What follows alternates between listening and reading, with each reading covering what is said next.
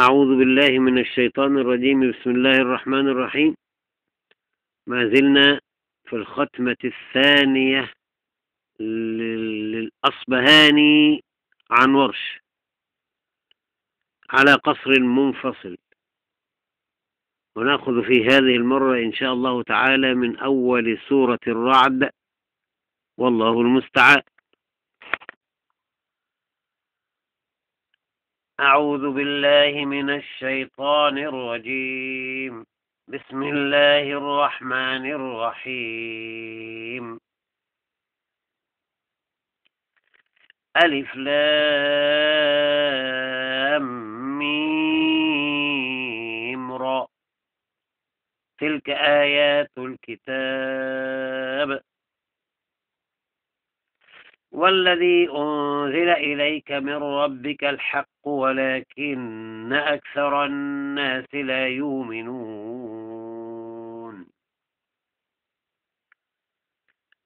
الله الذي رفع السماوات بغير عمد ترونها ثم استوى على العرش وسخر الشمس والقمر كل يجري لأجل مسمى يدبر الأمر يفصل الآيات لعلكم بلقاء ربكم توقنون.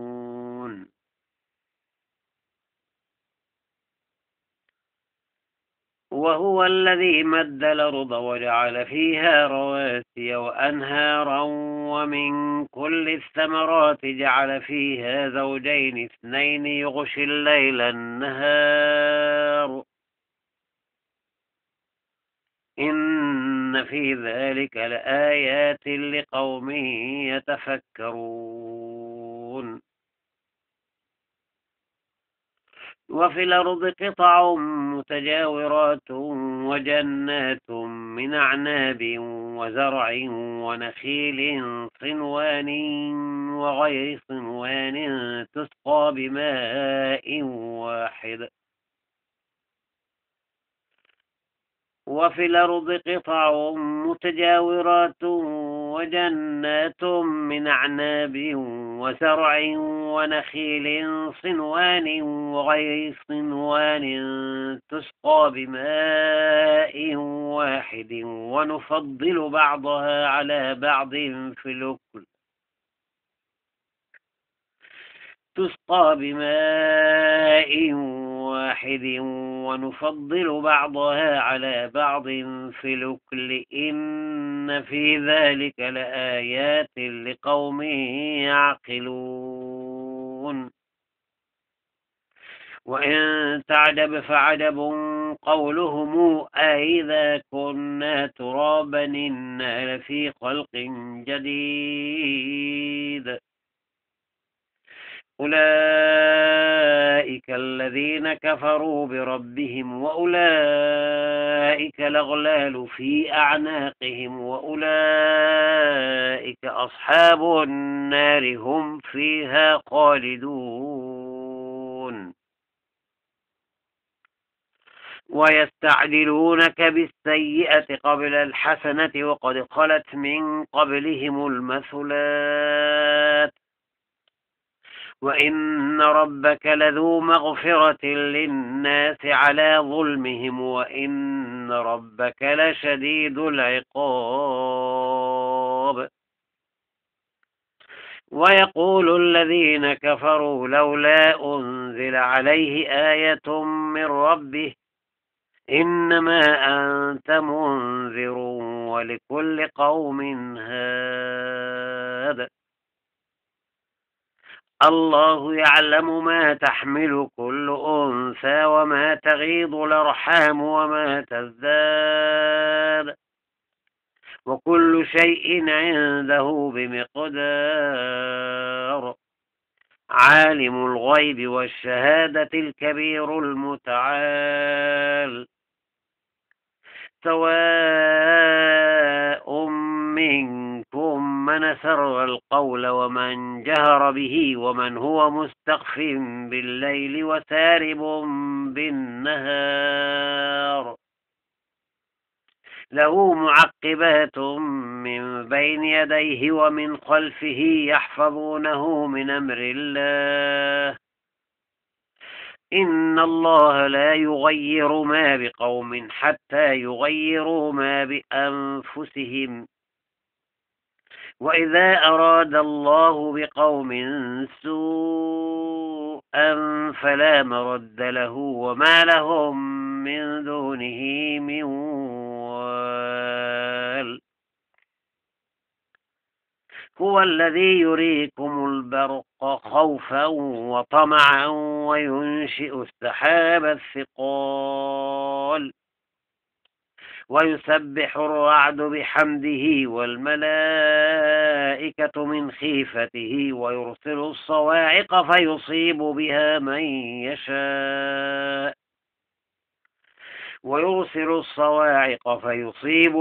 من يشاء وهم يجادلون في الله وهو شديد المحال. له دعوة الحق والذين يدعون من دونه لا يستجيبون لهم بشيء إلا كباسط كفيه إلى الماء ليبلغ فاه وما هو ببالغه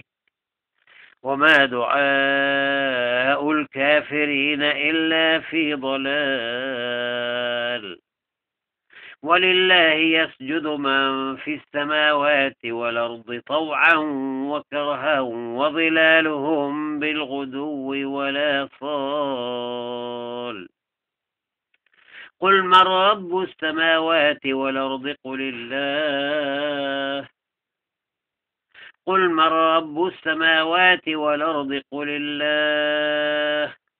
قل فاتخذتم من دونه أولياء لا يملكون لأنفسهم نفعا ولا ضرا.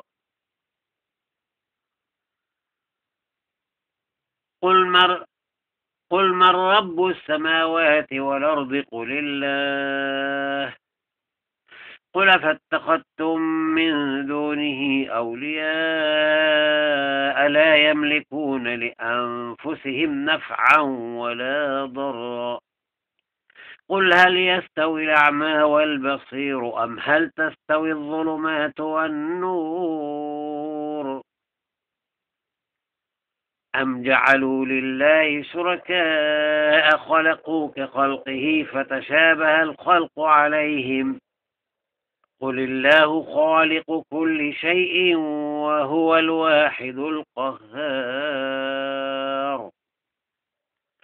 أنزل من السماء ماء فسالت أودية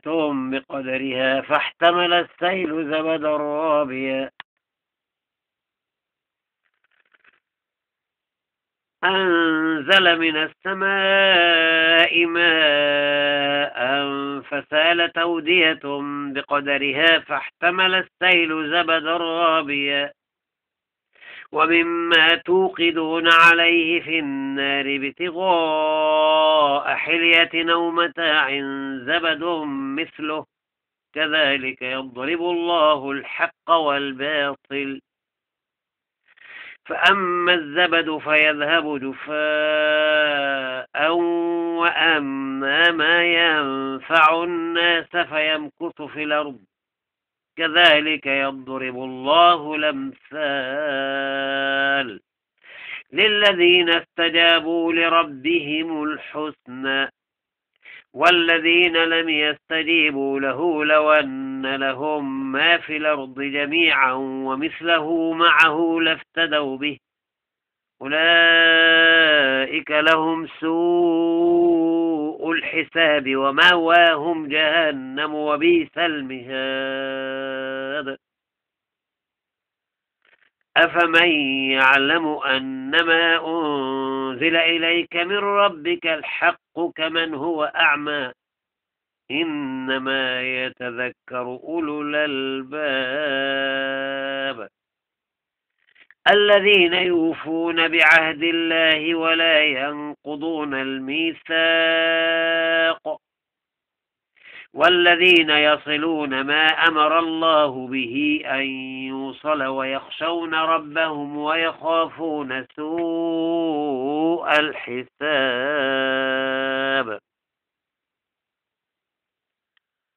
والذين صبروا ابتغاء وجه ربهم وأقاموا الصلاة وأنفقوا مما رزقناهم سرا وعلانية ويدرؤون بالحسنة السيئة أولئك لهم عقبى الدار. جنات عدن يدخلونها ومن صلح من آبائهم وأزواجهم وذرياتهم والملائكة يدخلون عليهم من كل باب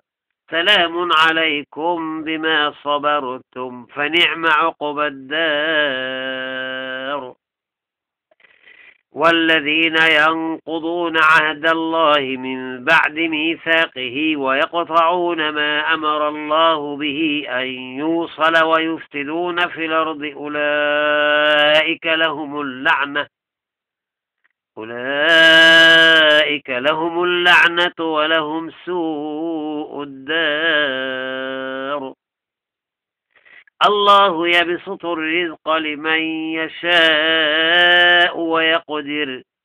وفرحوا بالحياة الدنيا وما الحياة الدنيا في الآخرة إلا متاع. ويقول الذين كفروا لولا أنزل عليه آية من ربه قل إن الله يضل من يشاء ويهدي إليه من أناب.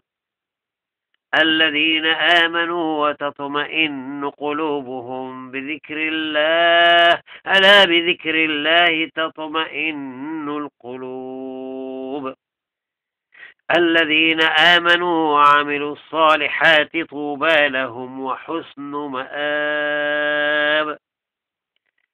كذلك أرسلناك في أمة قد خلت من قبلها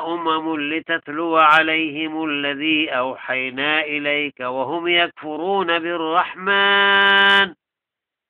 قل هو ربي لا إله إلا هو عليه توكلت وإليه متاب. ولو أن قرآنا سيرت به الجبال أو قطعت به الأرض أو كلم به الموتى بل لله الأمر جميعا أفلم ييأس الذين آمنوا أن لو يشاء الله لهدى الناس جميعا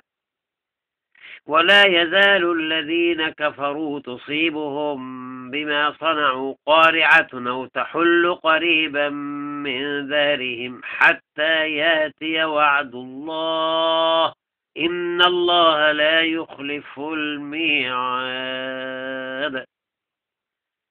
ولقد استهزئ برسل من قبلك فأمليت للذين كفروا ثم أخذتهم فكيف كان عقاب.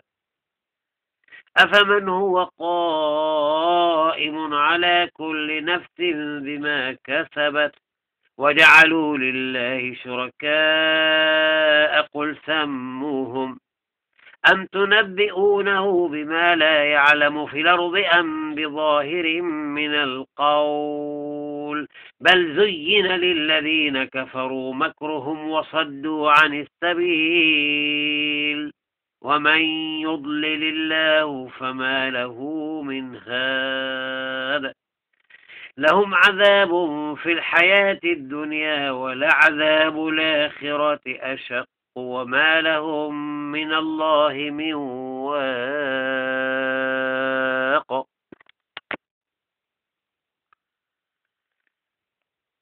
مثل الجنة التي وعد المتقون تجري من تحتها الأنهار أكلها دائم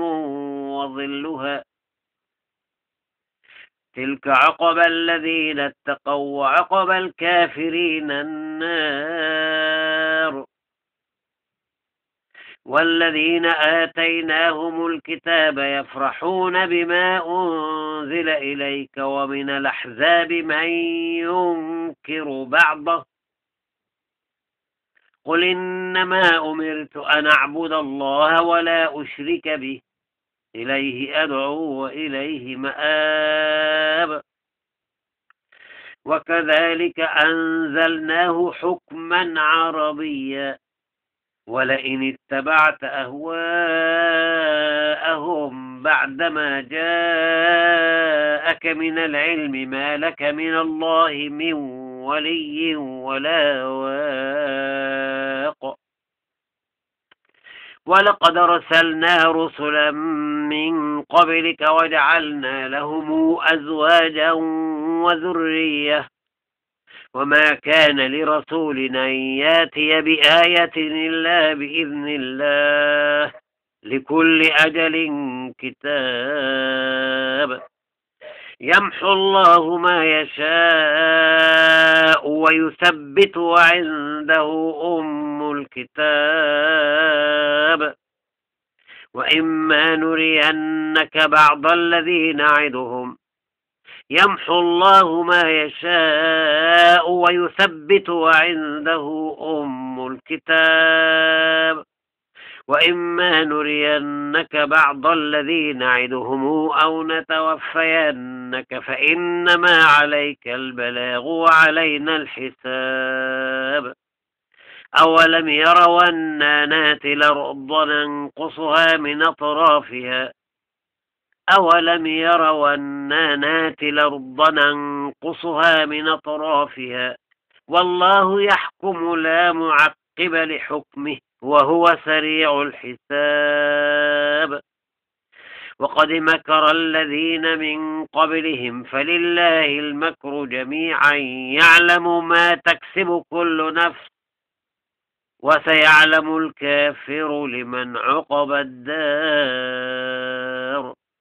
ويقول الذين كفروا لست مرسلا قل كفى بالله شهيدا بيني وبينكم ومن عنده علم الكتاب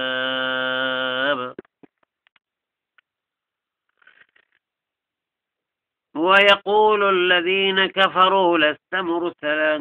قل كفى بالله شهيدا بيني وبينكم ومن عنده علم الكتاب الله أكبر بسم الله الرحمن الرحيم ألف لام را كتاب أنزلناه إليك لتخرج الناس من الظلمات إلى النور بإذن ربهم إلى صراط العزيز الحميد الله أكبر بسم الله الرحمن الرحيم ألف لام را كتاب أنزلناه إليك لتخرج الناس من الظلمات إلى النور بإذن ربهم إلى صراط العزيز الحميد الله الذي له ما في السماوات وما في الأرض وويل للكافرين من عذاب شديد الذين يستحبون الحياة الدنيا على الآخرة ويصدون عن سبيل الله ويبغونها عوجا الذين يستحبون الحياة الدنيا على الآخرة ويصدون عن سبيل الله ويبغونها عوجا أولئك في ضلال بعيد وما أرسلنا من رسول إلا بلسان قومه ليبين لهم فيضل الله من يشاء ويهدي من يشاء وهو العزيز الحكيم ولقد أرسلنا موسى بآياتنا أن أخرج قومك من الظلمات إلى النور وذكرهم بأيام الله إن في ذلك لآيات لكل صبار شكور. وإذ قال موسى لقومه اذكروا نعمة الله عليكم إذا جاكم من آل فرعون يسومونكم سوء العذاب ويذبحون أبناءكم ويستحيون نساءكم وفي ذلكم بلاء من ربكم عظيم. وإذ تأذن ربك لئن شكرتم لأزيدنكم ولئن كفرتم إن عذابي لشديد. وإذ تأذن ربكم لئن شكرتم لأزيدنكم ولئن كفرتم إن عذابي لشديد. وقال موسى إن تكفروا أنتم ومن في الأرض جميعا فإن الله لغني حميد. ألم ياتكم نبأ الذين من قبلكم قوم نوح وعاد وثمود والذين من بعدهم لا يعلمهم إلا الله. ألم ياتكم نبأ الذين من قبلكم قوم نوح وعاد وثمود والذين من بعدهم لا يعلمهم إلا الله جاءتهم رسلهم بالبينات فردوا أيديهم في أفواههم وقالوا إنا كفرنا بما أرسلتم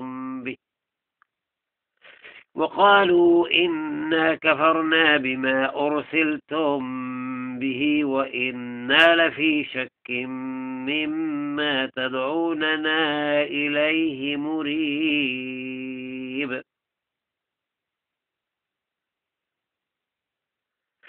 ألم ياتكم نبأ الذين من قبلكم قوم نوح وعاد وثمود والذين من بعدهم لا يعلمهم إلا الله جاءتهم رسلهم بالبينات فردوا أيديهم في أفواههم وقالوا إنا كفرنا بما أرسلتم به وإنا لفي شك مما تدعوننا إليه مريب. قالت رسلهم أفي الله شك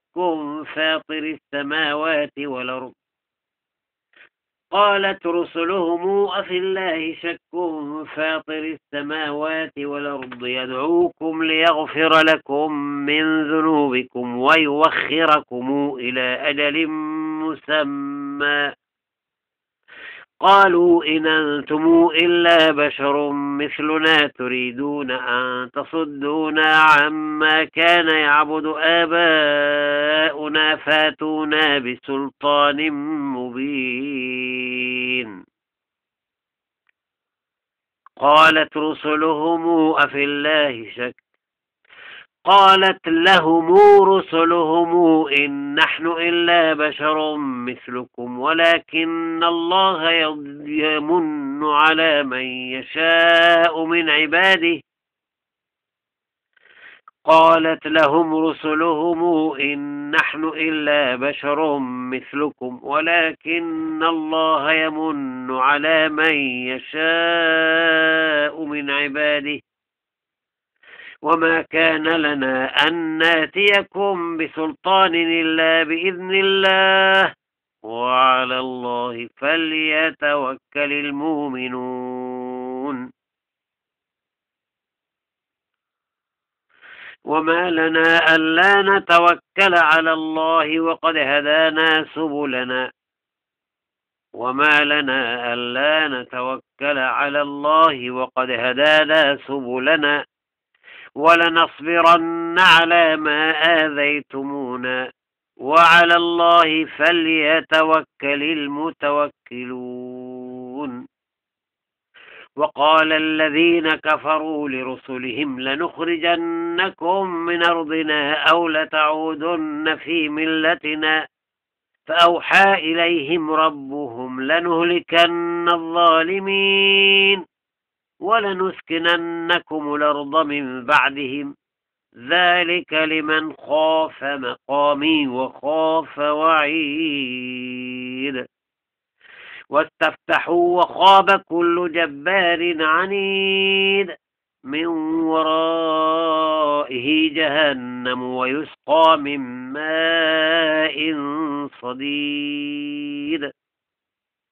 يتجرعه ولا يكاد يسيغه وياتيه الموت من كل مكان وما هو بميت ومن ورائه عذاب غليظ.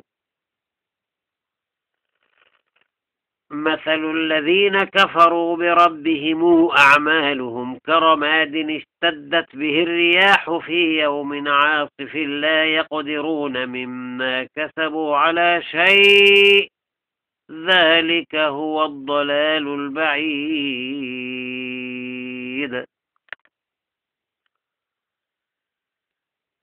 ألم تر أن الله خلق السماوات والأرض بالحق إن يشاء يذهبكم ويأتي بخلق جديد وما ذلك على الله بعزيز. وبرزوا لله جميعا فقال الضعفاء للذين استكبروا إنا كنا لكم تبعا فهل أنتم مغنون عنا من عذاب الله من شيء قالوا لو هدانا الله لهديناكم سواء علينا أجزعنا أم صبرنا ما لنا من محيص. وقال الشيطان لما قضي الأمر إن الله وعدكم وعد الحق ووعدتكم فأخلفتكم وقال الشيطان لما قضي الأمر إن الله وعدكم وعد الحق ووعدتكم فأخلفتكم وما كان لي عليكم من سلطان إلا أن دعوتكم فاستجبتم لي فلا تلوموني ولوموا أنفسكم ما أنا بمصرخكم وما أنتم بمصرخي إني كفرت بما أشركتموني من قبل إن الظالمين لهم عذاب أليم. وأدخل الذين آمنوا وعملوا الصالحات جنات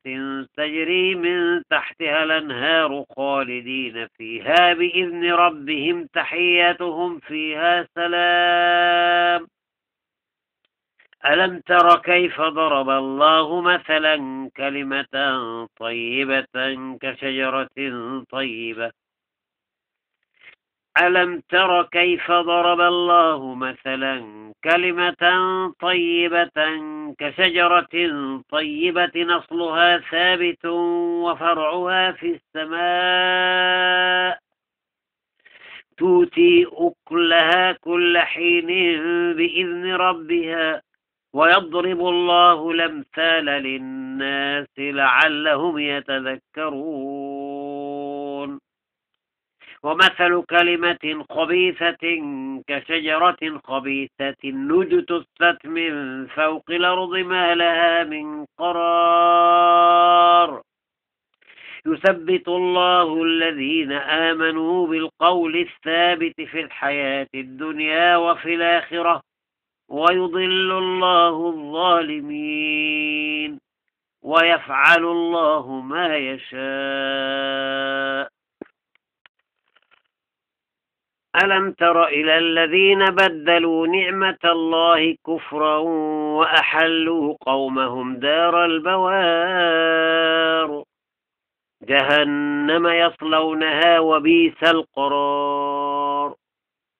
وجعلوا لله أندادا ليضلوا عن سبيله قل تمتعوا فإن مصيركم إلى النار قل لعبادي الذين آمنوا يقيموا الصلاة وينفقوا مما رزقناهم سرا وعلانية من قبل أن ياتي يوم لا بيع فيه ولا خلال الله الذي خلق السماوات والأرض وأنزل من السماء ماء فأخرج به من الثمرات رزقا لكم وسخر لكم الفلك لتجري في البحر بأمره وسخر لكم الأنهار وسخر لكم الشمس والقمر دائبين وسخر لكم الليل والنهار وآتاكم من كل ما سألتموه وإن تعدوا نعمة الله لا تحصوها إن الإنسان لظلوم كفار وإذ قال إبراهيم رب اجعل هذا البلد آمنا واجنبني وبني أن نعبد الأصنام رب إنهن أضللن كثيرا من الناس فمن تبعني فإنه مني ومن عصاني فإنك غفور رحيم ربنا إني أسكنت من ذريتي بواد غير ذي زرع عند بيتك المحرم ربنا ليقيموا الصلاة فاجعل أفئدة من الناس تهوي إليهم وارزقهم من الثمرات لعلهم يشكرون ربنا إنك تعلم ما نخفي وما نعلن وما يخفى على الله من شيء في الأرض ولا في السماء الحمد لله الذي وهب لي على الكبر إسماعيل وإسحاق إن ربي لسميع الدعاء رب اجعلني مقيم الصلاة ومن ذريتي ربنا وتقبل دعاء ربنا اغفر لي ولوالدي وللمؤمنين يوم يقوم الحساب ولا تحسبن الله غافلا عما يعمل الظالمون إنما يوخرهم ليوم تشخص فيه الأبصار مهطعين مقنعي رؤوسهم لا يرتد إليهم طرفهم وأفئدتهم هواء وأنذر الناس يوم ياتيهم العذاب فيقول الذين ظلموا ربنا أخرنا إلى أجل قريب نجب دعوتك ونتبع الرسل أولم تكونوا أقسمتم من قبل ما لكم من زوال وسكنتم في مساكن الذين ظلموا أنفسهم وتبين لكم كيف فعلنا بهم وضربنا لكم الأمثال وقد مكروا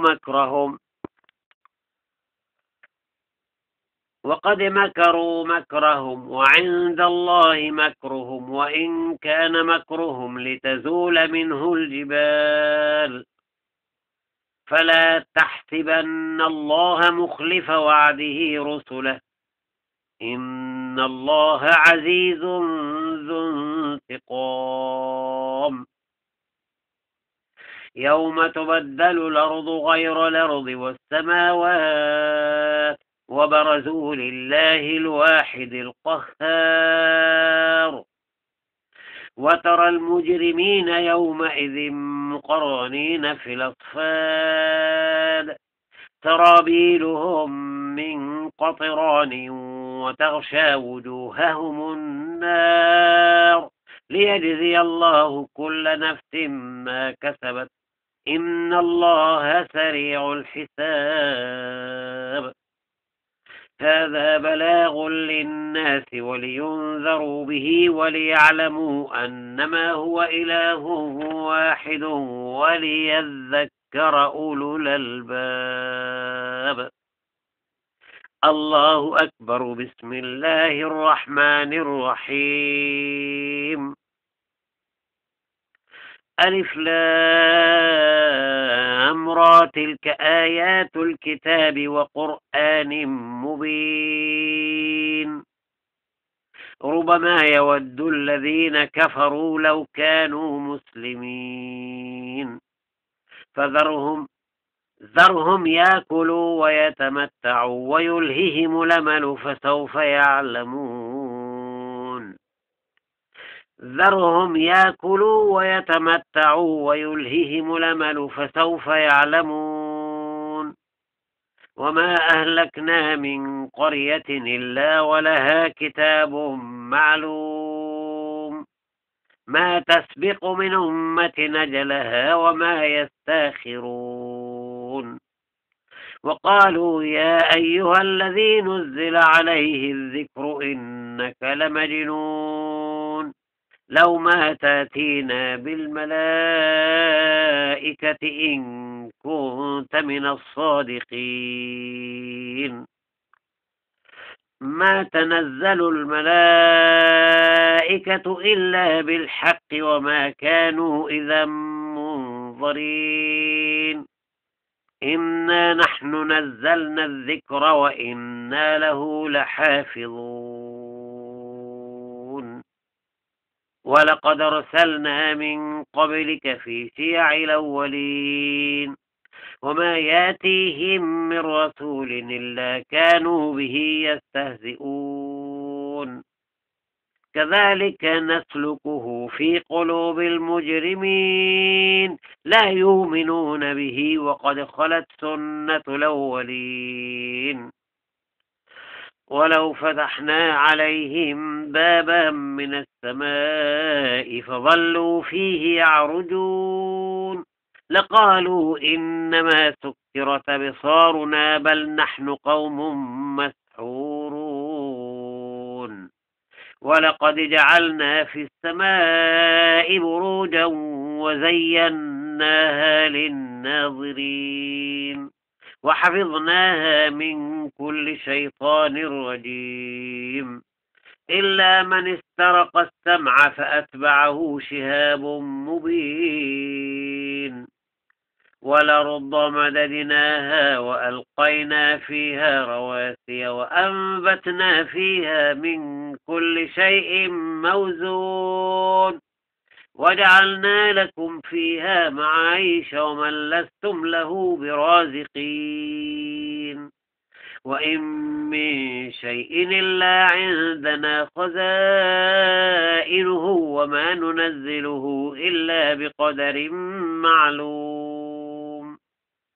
وأرسلنا الرياح لواقح فأنزلنا من السماء ماء فأسقيناكموه وما أنتم له بخازنين وإنا لنحن نحيي ونميت ونحن الوارثون ولقد علمنا المستقدمين منكم ولقد علمنا المستاخرين وإن ربك هو يحشرهم إنه حكيم عليم ولقد خلقنا الإنسان من صلصال من حمأ مسنون والجان خلقناه من قبل من نار السموم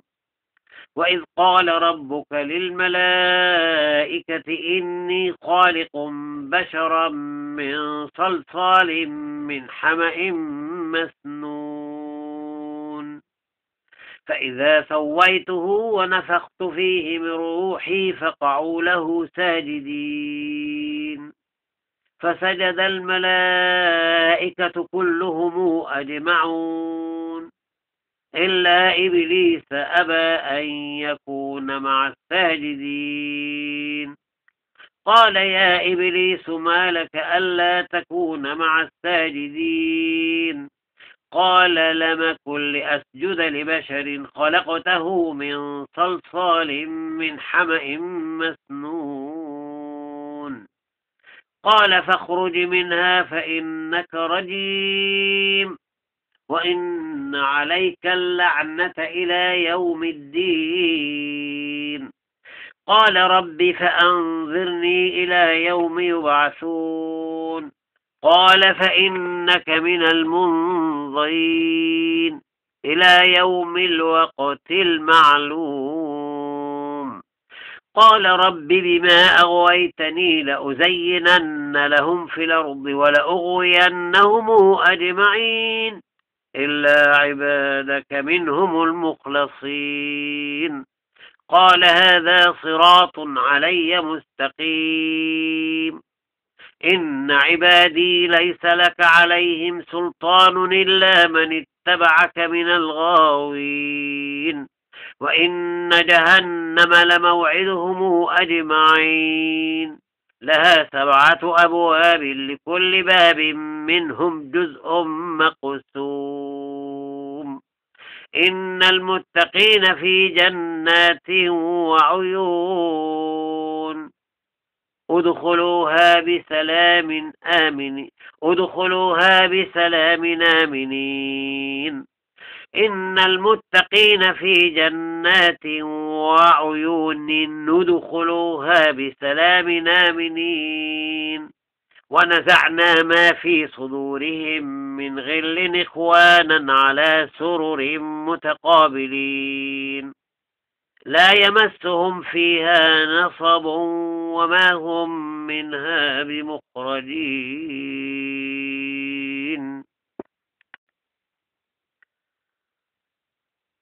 نبئ عبادي أني أنا الغفور الرحيم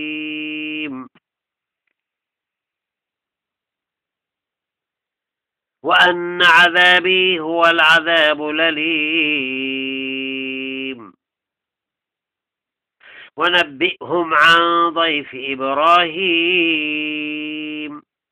إذ دخلوا عليه فقالوا سلاما قال إنا منكم وجلون قالوا لا توجل إنا نبشرك بغلام عليم قال أبشرتموني على أن مسني الكبر فبم تبشرون قالوا بشرناك بالحق فلا تكن من القانطين قال ومن يقنط من رحمة ربه إلا الضالون قال فما خطبكم أيها المرسلون قالوا إنا أرسلنا إلى قوم مجرمين إلا آل لوط إنا لمنجوهم أجمعين إلا امرأته قدرنا إنها لمن الغابرين فلما جاء آل لوط المرسلون قال إنكم قوم منكرون قالوا بل جئناك بما كانوا فيه يمترون وأتيناك بالحق وإنا لصادقون فاسر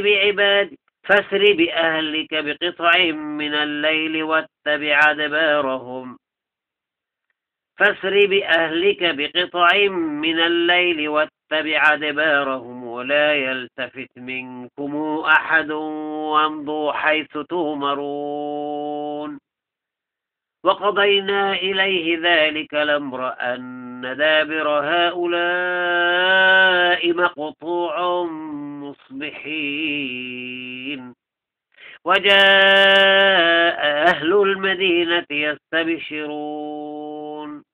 وجاء أهل المدينة يستبشرون قال إن هؤلاء ضيفي فلا تفضحون واتقوا الله ولا تخزون. قالوا أولم ننهك عن العالمين قال هؤلاء بناتي إن كنتم فاعلين لعمرك إنهم لفي سكرتهم يعمهون فأخذتهم الصيحة مسبقين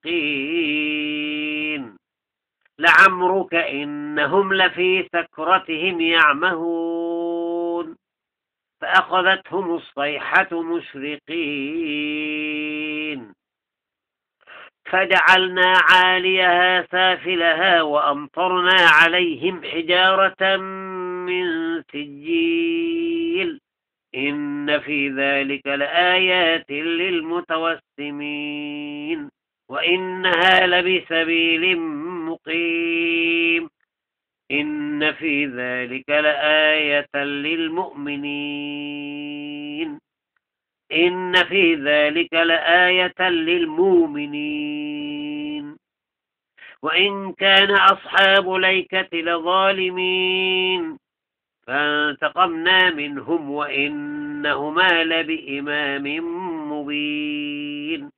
ولقد كذب أصحاب الحجر المرسلين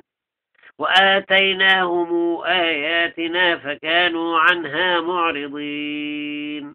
وكانوا ينحتون من الجبال بيوتا آمنين فأخذتهم الصيحة مصبحين فما أغنى عنهم ما كانوا يكسبون. وما خلقنا السماوات والأرض وما بينهما إلا بالحق وإن الساعة لآتية فاصفح الصفح الجميل إن ربك هو الخلاق العليم. ولقد آتيناك 7 من المثاني والقرآن العظيم لا تمدن عينيك إلى ما متعنا به أزواجا منهم ولا تحزن عليهم واخفض جناحك للمؤمنين وقل إني أنا النذير المبين كما أنزلنا على المقتسمين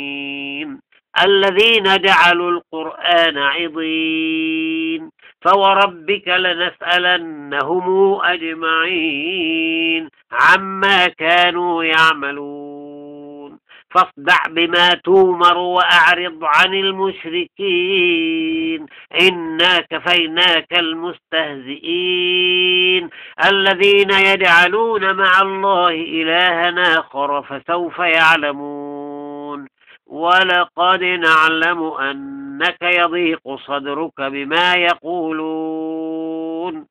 فسبح بحمد ربك وكن من الساجدين واعبد ربك حتى ياتيك اليقين. صدق الله العظيم.